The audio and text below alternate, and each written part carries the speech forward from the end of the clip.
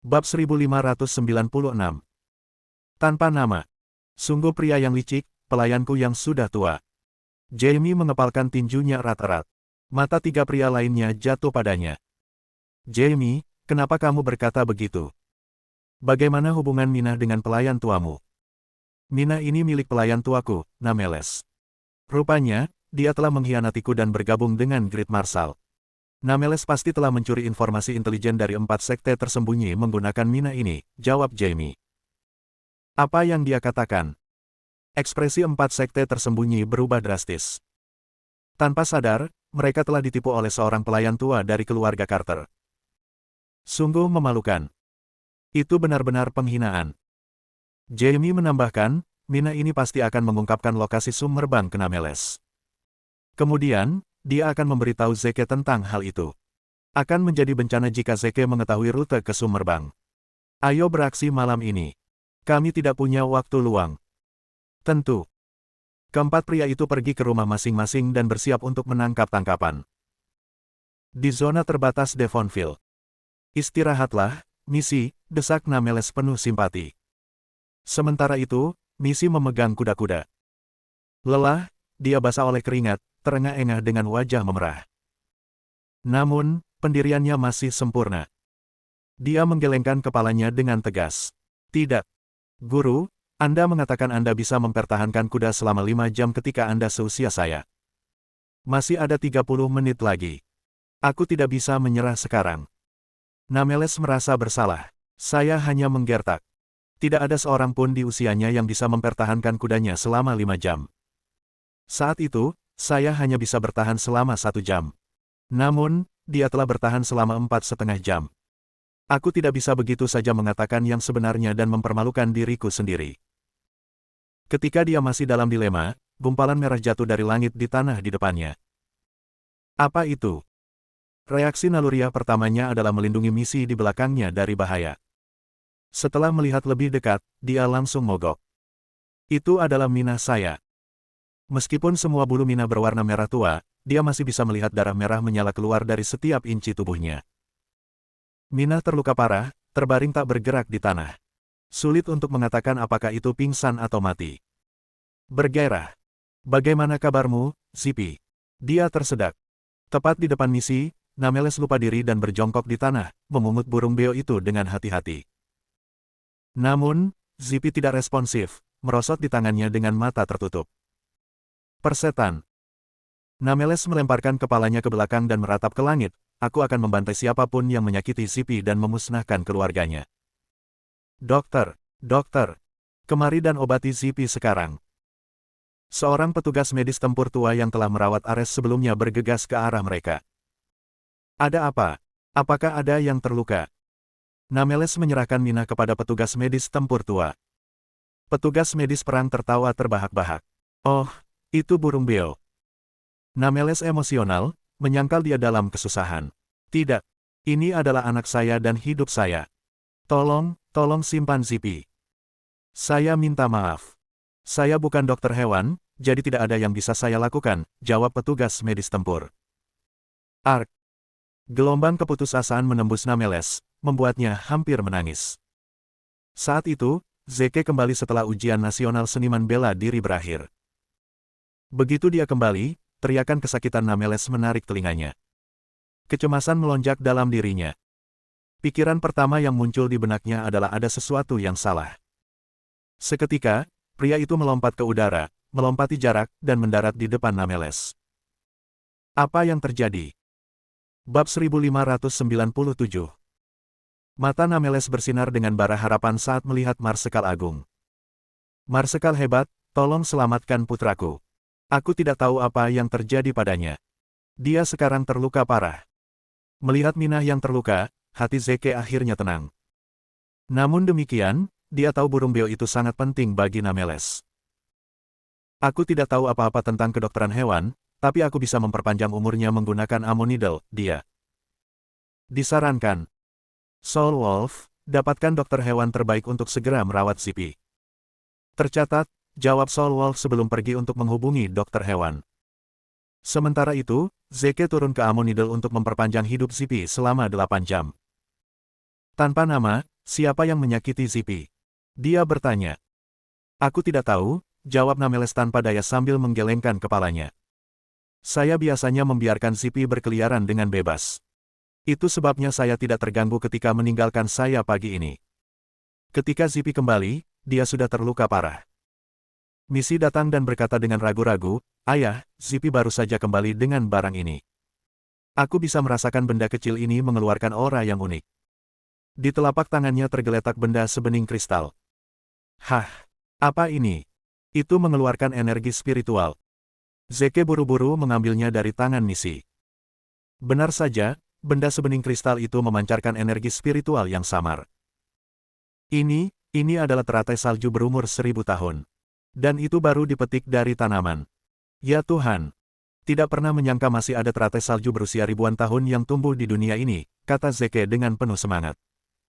Apa? Teratai salju berumur 1000 tahun.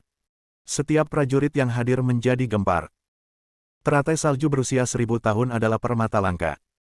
Itu adalah obat spiritual yang paling manjur. Meskipun tidak bisa menghidupkan kembali orang mati, itu bisa menyelamatkan hidup selama orang itu masih bernafas. Itu sangat berharga bagi seniman bela diri. Tapi teratai salju berusia ribuan tahun telah punah berabad-abad yang lalu.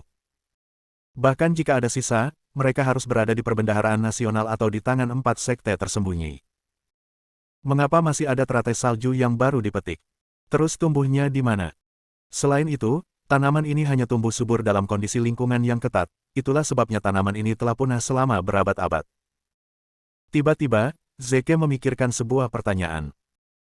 Nona, bagaimana Anda tahu Zipi adalah orang yang membawa kembali teratai salju berusia 1000 tahun ini?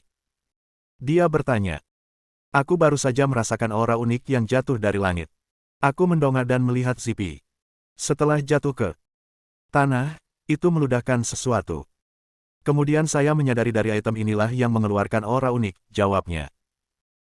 Zeke terpesona. Ini adalah kemampuan penginderaan. Nona, mungkin Anda memiliki kemampuan penginderaan. Petik 2. Kemampuan penginderaan. Wahyu antusias semua orang yang hadir. Haha, kemampuan penginderaan. Sungguh suatu kehormatan besar bagi dunia seni bela diri. Ini adalah berkah yang diberikan oleh Tuhan. Marsekal Agung benar-benar luar biasa karena dia telah melahirkan seorang putri dengan kemampuan penginderaan. Missy hilang.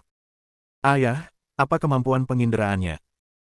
Zeke berjongkok untuk menatap matanya dan menjelaskan dengan sabar, kemampuan penginderaan adalah atribut fisik luar biasa yang dapat merasakan energi spiritual. Rahasia sangat luas, namun jarang berpenduduk, jadi mungkin ada tanaman langka yang tumbuh di banyak daerah terpencil. Hanya orang dengan kemampuan penginderaan yang dapat mendeteksi energi spiritual dari tanaman tersebut dan menemukannya untuk kepentingan seniman bela diri. Sayangnya, selama beberapa dekade terakhir, hanya ada segelintir orang dengan kemampuan ini, jika bukan tidak ada. Oleh karena itu, banyak obat spiritual tetap tersembunyi dan belum ditemukan. Setelah ratusan tahun yang lalu, akhirnya ada seseorang dengan kemampuan penginderaan di rahasia, yaitu Anda, Missy. Anda memiliki tanggung jawab besar di pundak Anda mulai sekarang. Petik 2. Bab 1598. Kesadaran tiba-tiba muncul pada Missy setelah penjelasannya. Ayah, tidak heran aku selalu bisa merasakan energi spiritual yang samar di barat daya rumah kita. Pasti ada harta karun ke arah itu. Apa? Zeke dan yang lainnya sedang berada di atas bulan. Zona terbatas Devonville terputus dari dunia. Ini membuatnya ideal untuk pertumbuhan tanaman langka. Karena itu, tidak mengherankan jika ada obat spiritual di sini. Nona, bawa kami ke sana sekarang, kata Zeke cepat. Tentu. Missy berlari ke depan sementara kerumunan besar mengikuti di belakangnya. Jelas, teratai salju berusia 1000 tahun yang dibawa Zipi baru saja dipetik dari suatu tempat. Tempat di mana tanaman dapat berkembang pasti adalah tanah spiritual, jadi saya yakin ada harta langka lainnya di sana. Kita harus mencari tahu dari mana Zipi mengambil teratai salju itu, kata Zeke. Tentu saja. Jangan khawatir, Zeke. Saya mengerti, jawab Soul Wolf. Suruh semua dokter hewan di rahasia untuk datang. Aku akan memenggal kepala mereka jika mereka tidak bisa sembuh. Bergairah. Baik. Setelah itu, Kerumunan itu dipimpin oleh misi ke lembah terpencil di dalam zona terbatas Devonville. Gadis kecil itu menunjuk ke dinding gunung dan berkata, dari sinilah aura aneh itu berasal. Berbuat salah. Semua orang tercengang. Bagaimana tanaman langka bisa tumbuh di bebatuan padat? Apakah misi benar-benar memiliki kemampuan penginderaan? Zeke sepertinya memikirkan sesuatu. Kemudian, dia naik ke atas batu tertinggi dan melihat sekeliling. Gunung-gunung di Devonville ini adalah tempat paling menguntungkan di Eurasia. Ini adalah kuburan yang ideal. Mungkin ada makam kuno di dalam gunung ini. Tanaman langka mungkin tumbuh di makam kuno. Tanpa nama, hancurkan temboknya. Ya. Nameles melemparkan tinju ke dinding gunung, dan itu hancur berkeping-keping. Sebuah gua gelap mulai terlihat. Beberapa kontainer kuno menumpuk di pembukaan gua. Kemungkinan besar ada sebuah makam kuno, dan pemiliknya bukanlah orang biasa karena dia bisa membangun makamnya di dalam gunung. Sangat mungkin bahwa dia dikubur bersama dengan tanaman langka juga.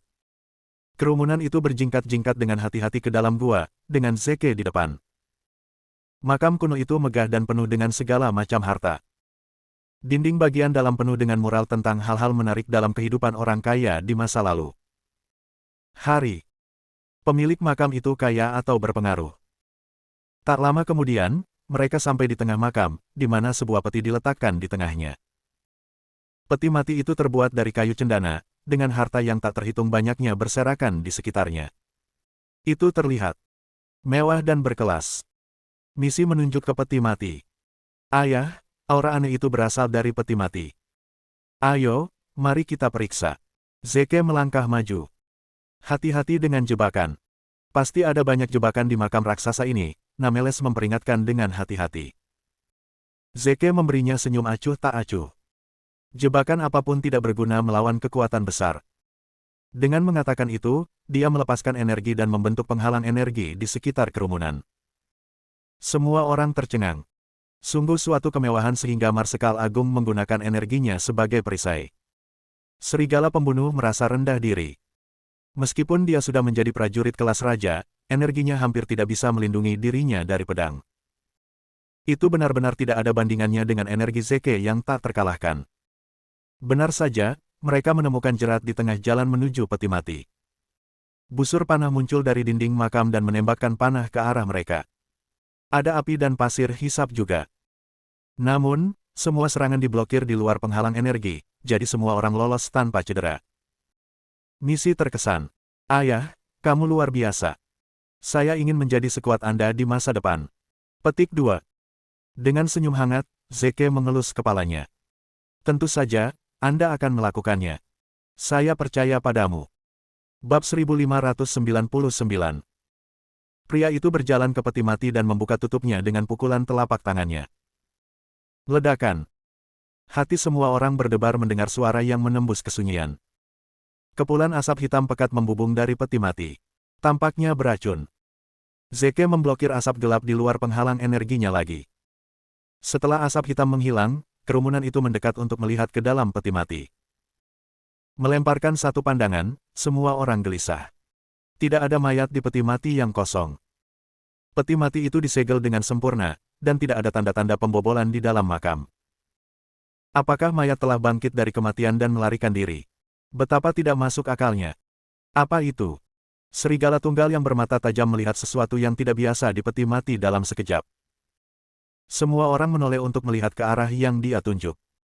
Benjolan seperti jamur tumbuh di dinding peti mati. Benjolan abu-abu gelap menyatu sempurna dengan peti mati. Seseorang tidak akan menyadarinya tanpa melihat dengan seksama. Mengamati benjolan itu sejenak, Zeke tiba-tiba merasa senang. Ini adalah Fellstock. Sebuah Fellstock. Yang lain juga tercengang. Fellstock adalah salah satu dari 10 herbal langka. Dikatakan bahwa Fellstock sangat beracun dan tumbuh di mayat manusia. Ini pasti Fellstock karena mayatnya telah menghilang untuk merawatnya. Memang benar bahwa Fellstock sangat beracun, tetapi jika diproses dan disaring, itu obat. Nilainya adalah yang kedua setelah teratai salju berusia 1000 tahun. Misi memang memiliki kemampuan penginderaan. Ini adalah berkah bagi dunia seni bela diri Eurasia. Haha. Tepat ketika Zeke mencoba memegang Fellstock dengan hati-hati, sebuah suara yang dalam bergema di makam tertutup tiba-tiba Beraninya kau menerobos masuk ke tempat peristirahatanku. Apakah Anda menyadari kesalahan Anda? Petik 2. Suara yang dalam bergema di seluruh makam. Sumbernya tidak dapat dilacak. Dalam kepanikan, semua orang melihat sekeliling dengan cemas. Apa yang kamu? Saya pemilik makam ini, Yael Walker. Saya telah memelihara Velstock dengan tubuh saya, namun Anda mengambilnya tanpa meminta izin saya. Petik 2. Keributan meletus di antara kerumunan. Yael Walker. Dia adalah perapal mantra terkenal di abad ke-18. Ya, hanya perapal mantra yang tahu cara memelihara Velstock. Mungkinkah benar-benar ada roh di dunia ini? Apakah arwah Yael masih ada di makam ini?